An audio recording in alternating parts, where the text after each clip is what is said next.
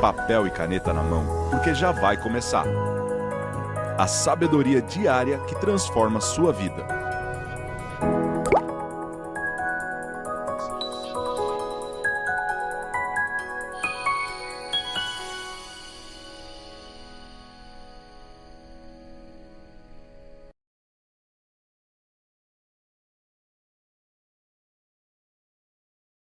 Ou seja, gente, a gente está aprendendo conceitos novos de uma palavra que a gente sempre soube. E é isso que eu quero explicar para você nesse princípio que encerra o dia de hoje, que é o princípio do amor. Sabe por que você não entendeu o que é o amor ainda? Porque é muito fácil ver quando as pessoas não amam de verdade. Dá para perceber.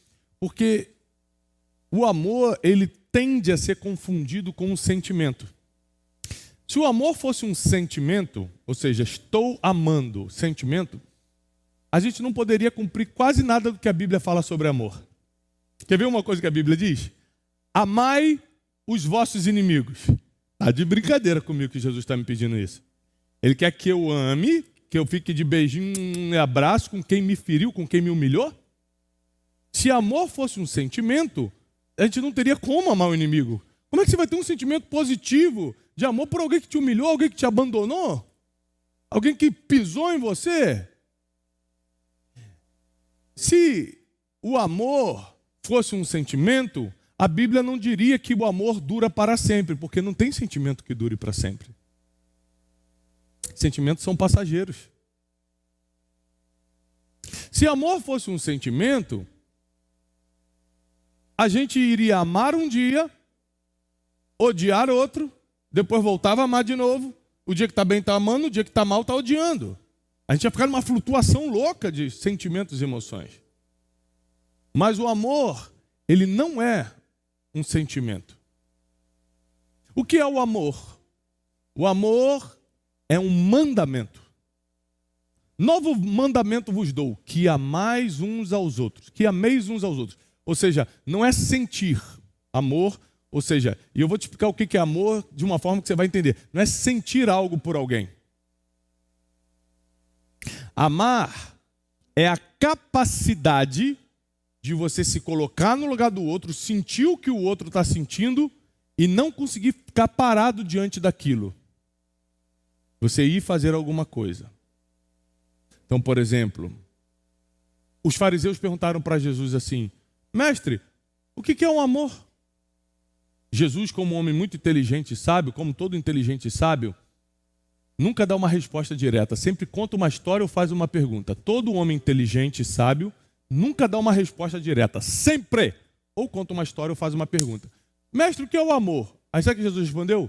Certo homem, vai começar a contar uma história. Certo homem estava descendo da cidade de Jerusalém para Jericó. E de repente um grupo de salteadores pegou esse homem e espancou esse homem. Roubou tudo que ele tinha, deram uma surra nele e deixaram ele como morto no chão. Ele vai contar essa tragédia para explicar o que é o amor. Espancaram o cara, roubaram o cara, deixaram ele caído no chão. Aí Jesus continua falando, aí passa um sacerdote, que era uma figura espiritual, um guia espiritual, uma liderança espiritual muito séria na época, olha para um homem caído no chão, espancado, roubado e passa direto, não para. Aí você fala, que absurdo, hein? O cara diz que é de Deus e não parou para ajudar, mas a gente também não pararia não, se coloca na situação dele. Quem aqui é do Rio de Janeiro? Rio de Janeiro. Tu está na linha amarela, irmão, 2 horas da manhã. O cara caído no chão todo ensanguentado. É ruim de eu parar. Primeira coisa que eu vou pensar, se eu parar, é uma armadilha, vai ser um monte de gente fuzil, vai me assaltar. Ou segunda coisa que eu pensaria, se está todo arrebentado assim, fez por merecer, não vou me meter nisso não. Nem sempre é insensibilidade. Às vezes você não quer se arriscar. Então a gente julga o sacerdote que passou direto, mas talvez a gente faria a mesma coisa. Sei lá porque o cara está jogado ali, ué. E o cara é um bandido e está todo ferrado ali porque apanhou. O sacerdote passa, vê, não faz nada. Depois passa um levita, que era um trabalhador do templo. também uma figura espiritualizada. Ele passa, vê o cara, passa direto também, tem seus motivos. Medo? Insensibilidade? Não sei. Falta de tempo? Puxa, eu estou apressado, até queria ajudar, mas não posso chegar atrasado no meu compromisso lá no templo, deixa eu ir embora. A gente não sabe os motivos, a gente sabe que dois não pararam. O terceiro, a Bíblia diz que ele era um samaritano. O que era um samaritano? Um povo que era perto de Israel, que não se dava com os judeus. Lá, quando a mulher samaritana está tirando água do poço, lá no livro de João, e Jesus fala, me dá um pouco d'água. Sabe o que ela responde para ele? Como tu, sendo judeu, pede água para mim que sou samaritana? Aí entra parênteses na Bíblia. Visto que os samaritanos não se dão com os judeus. Era um povo que não gostava do outro. Era como judeu e árabe hoje, se batem de frente o tempo todo. E o homem que está caído, espancado, é um judeu. E o homem que está passando é um samaritano, um povo que não se dava com o outro. Jesus explicando o que é o amor. Aí a Bíblia diz que o samaritano olha para o judeu e o seu coração se comoveu e não conseguiu seguir adiante. Aqui vai começar a definição milenar do que é o amor. Eles nem se conheciam. Você não precisa conhecer uma pessoa para amar. A Bíblia diz, amai os outros como a si mesmo. Quanto tempo você tem que conhecer para amar uma pessoa como sentimento? Muito tempo. A maioria das ordenanças de Jesus para amor é coisa meio instantânea. Fala, como é que eu vou amar uma pessoa de primeira? Eu, hein? Que doideira, não estou entendendo. É porque você está vendo o amor como sentimento. Olha a explicação de Jesus do que é o amor. E ele vendo, não conseguiu seguir adiante. Ou seja, ele sentiu o que o outro estava sentindo e falou, não consigo continuar a minha vida sem resolver o problema desse cara. Os outros continuaram, mesmo que por motivos lícitos, continuaram a caminhada. O samaritano não conseguiu. Ele falou, não consigo. Se fosse eu aqui, eu ia querer alguém fazendo algo por mim. Ou seja, o amor, na definição milenar, é sentir o que o outro está sentindo, a ponto de se meter. Sentir o que o outro está sentindo, a ponto de se meter. Olha o que a Bíblia diz. Se teu inimigo tiver fome, dá-lhe de comer. Como é que Deus vai pedir para você dar de comer para o teu inimigo? Simples. Você olha para o cara e fala assim, é meu inimigo, me fez mal, mas eu gostaria de passar fome? Não. Então toma aqui comida. Não sou seu amigo, não vai comer lá em casa, mas passar fome na minha frente você não vai não. Por quê? Porque eu não consigo seguir meu caminho vendo alguém passar fome, porque eu não gostaria que acontecesse comigo. E aí aquele homem sai da sua montaria, passa azeite, vinho nas feridas, tenta recuperar o homem, vê que as feridas são muito sérias, coloca ele na montaria, leva ele para uma hospedaria, um hotel na época, paga a noite dele e bota um tratamento. Fala assim, olha, cuida dele para mim e se faltar algum dinheiro, bota na minha conta. E aí Jesus encerra essa história falando assim, isso é amar o próximo. Ou seja, nem conheço, mas eu estou vendo uma situação que eu não consigo fingir que eu não vi. Eu nem conheço, mas eu não consigo seguir minha vida vendo ele sofrer desse jeito. Então eu paro e me meto. Isso é amor. Amor não é um sentimento, é um mandamento. Então quando a Bíblia fala, amai uns aos outros, ame o inimigo, se teu inimigo tiver fome, dá de comer, se tiver sede, dá de beber, se alguém te dá na cara, você dá a outra, o que ele está falando? Porque tudo isso, se for como sentimento, é difícil. É ruim de você me dar um tapa na cara e eu vou te dar junto. Se eu ver como um sentimento. Se eu ver como um mandamento. Aí eu começo a entender a forma de pensar de Jesus sobre as coisas. Então existiram coisas na minha vida que eu vi, me coloquei no lugar da pessoa e falei, não consigo seguir minha vida sem me meter nisso aqui. Eu vou ter que ajudar essa instituição, essa família, essa coisa. Eu não consigo seguir minha vida assim. Não consigo. Mateus 9,36, olha a nossa base milenar. Diz assim, ao ver as multidões, Jesus teve compaixão delas, porque elas estavam aflitas e desamparadas, como ovelhas sem pastor. Deixa eu te explicar um pouquinho sobre ovelha. O bicho, ovelha, é um animalzinho que depende completamente do pastor. O pastor é o homem ou a mulher que cuida daquele rebanho. Por exemplo, a ovelha não consegue achar comida sozinha. Ela não consegue se alimentar sozinha. Ela não consegue achar um rio para beber água sozinha. A ovelha depende para tudo, para direção, encontrar o caminho, para alimentação, para proteção. Se aparecer um lobo, mata todas as ovelhas. Não tem uma ovelha que consiga reagir a um lobo. Então, um rebanho de ovelhas sem um pastor está condenado. Aí Jesus, conhecendo bem essa metáfora, ele usava muito metáfora de pastor e ovelhas, por isso hoje um líder, por exemplo, na igreja evangélica se chama pastor, por causa da metáfora pastor e ovelha. Jesus, conhecendo bem essa relação entre Deus e as pessoas como pastor e ovelhas, ele está diante de 5.000 homens, fora mulheres e crianças. Aqui vai acontecer a grande multiplicação dos pães e peixes. Essa passagem é um pouquinho antes de acontecer a multiplicação. Ele olha assim e fala: não consigo mandar esse pessoal embora. E aí os discípulos reclamam. Os discípulos falam assim: Jesus, sabe o que é? É que está escurecendo. Aí não tem comida e são muitas horas de caminhada até a aldeia de cada um. É melhor mandar embora logo. Jesus falou: não consigo. Por quê? A gente vai se livrar de um problema criando um maior para eles. Eles são como ovelhas que não têm pastor. Eles não sabem se defender, eles não sabem comer, eles não sabem achar o caminho de nada. Fala o seguinte: manda todo mundo sentar. Vê se tem alguma coisa para comer aí. E aí um dos discípulos de Jesus, André, fala: encontrei um menino que tem 5 pães e 2. Jesus falou: isso serve. E a Bíblia diz que Jesus, começando a multiplicar, começando a cortar o pão, a comida foi multiplicando, alimentou 5.000 homens, fora mulheres e crianças, e sobrou 12 cestos. O que sobrou era mais do que tinha inicialmente. O que sobrou era mais do que tinha inicialmente. Isso por quê? Porque ele começou a colocar o princípio do amor em evidência. Eu não vou conseguir seguir minha vida e resolver minha parte sem resolver a tua que está pior do que a minha.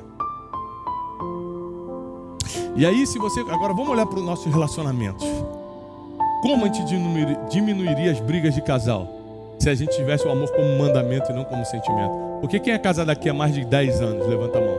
Você sabe muito bem que tem dia que você acorda com raiva da pessoa.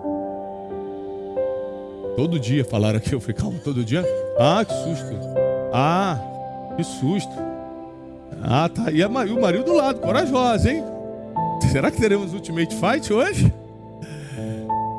Ou dorme com raiva, fortes revelações, né? Muda aí, mulher, que mulher não tem papo na língua, ela fala mesmo. O marido fala: como é que tá lá o marido? Tá tudo bem, mulher? Mentira, estamos brigando todo dia, tá uma confusão. Ai, ai, ai. Eu sempre falo isso: quer conhecer um cara, pergunta pra mulher dele como é que ele é, que a mulher fala mesmo. Isso aí não presta. E aí, se a gente for olhar, não como sentimento, porque às vezes você não acorda nem amando, você acorda cheio de raiva da pessoa, ou dorme cheio de raiva. Se eu for olhar como um mandamento, você sempre vai se colocar no lugar da pessoa, sentir o que ela está sentindo antes de falar o que você fala. Aí você mediria melhor as palavras, você teria mais paciência, porque você se coloca no lugar da pessoa: eu gostaria que, se eu estivesse fazendo isso, ela tivesse mais paciência comigo. Se eu estivesse errando nisso que ela está errando, eu gostaria que ela olhasse de outra forma. Aí quando você começa a sentir o que o outro está sentindo, você começa a agir diferente. Isso cria um impacto no teu relacionamento sem precedentes. Porque você começa a resolver problemas antes mesmo deles serem criados. Eles só estão começando e você já está resolvendo. Por quê? Porque você está se colocando no lugar da pessoa e está tendo o que a Bíblia chama de compaixão. O amor como mandamento é o que a gente conhece como compaixão. A inteligência emocional deu nome a um sentimento chamado empatia, que é o poder de você se colocar no lugar do outro. A compaixão, que foi inventada por Jesus, é a evolução da empatia. Não é só se colocar, é sentir o que o outro está sentindo, a ponto de se meter. Amor. Porque eu amo meus filhos, eu vejo algo que eu não concordo, que eu não aceito, e eu me meto, eu vou lá e disciplino. Amor. O amor, assim como a sabedoria, lembra que eu te expliquei que você saber algo é conhecimento, você praticar é sabedoria, você perceber algo é compaixão, você fazer é amor.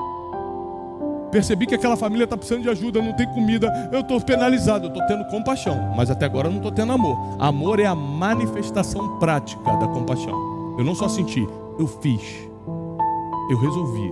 eu amo. Provei que eu amo. Então você nem sequer precisa conhecer alguém para amar. Então, você imagina, hoje a gente tem vários problemas no mundo. Lembra que eu falei que quando a gente quebra princípios surgem as regras humanas? Então hoje a gente tem problema: discriminação, racismo, vários outros problemas contra pessoas. Por que isso existe? Porque nós quebramos o princípio do amor. Então surgiram as regras. Não pode fazer isso, não pode discriminar, não pode aquilo, não pode. Mas nunca pôde. Na Bíblia nunca pôde. Na Bíblia nunca pôde. É porque a gente quebrou o princípio do amor, surgiram as regras humanas, que inclusive te prendem se você quebrar agora. Lembra que eu expliquei que o princípio te promove, mas a regra não te faz nada? Você cumpre pra quê? Pra nada, só para não ser preso. É muito melhor cumprir o princípio, que tem recompensa, tem galardão.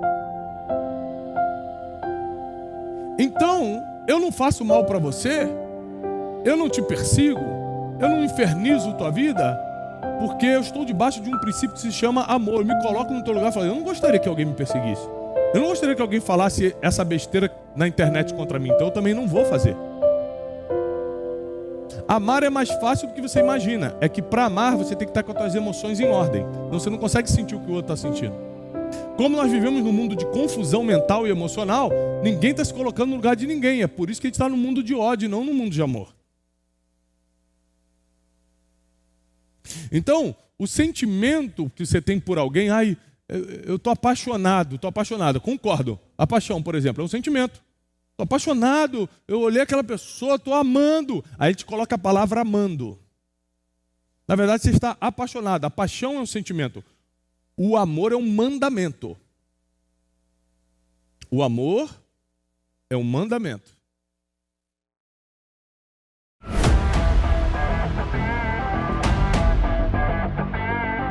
Antes da minha mãe convidar, eu não sabia muito bem o que era o método 10, eu sabia que era 12 princípios. O meu irmão ele já tinha vindo no método 10 passado, e ele me falou mais ou menos como é que seria, e olhar a apostila dos princípios e parecia tão simples, palavras tão simples, que eu, pela minha ignorância, eu acreditava que eu sabia o que era. Só que o Thiago apresentou uma perspectiva totalmente nova, algo que eu nunca tinha parado para pensar, por causa, eu já sabia disso, que é algo tão simples, parece ser simples, mas não é, é muito profundo. Eu só tenho 15 anos e a maioria daqui das pessoas queriam ter minha idade e fazer esse método. Inclusive, as 4 pessoas falaram isso para mim e falaram para eu valorizar isso, aproveitar a minha idade para que eu consiga ter um futuro muito maior do que eles seriam. Primeiramente, eu tenho que focar em mim para eu conseguir evoluir e junto com essa minha evolução, eu vou conseguir influenciar outras pessoas para me acompanhar. Talvez muitos não queiram, mas eu vou conseguir influenciar as que queiram. Eu diria que a melhor forma de você alcançar sucesso seria vir para o método Dash, porque por estar na cidade a gente não sabe muito bem como aproveitar nosso tempo. O método Dash seria mais ou menos um passo a passo para tu adquirir conhecimento dessas áreas que o Thiago Brunet falou. Inclusive, uma das melhores formas, como ele falou, é fazendo curso, e o método Dash é justamente isso.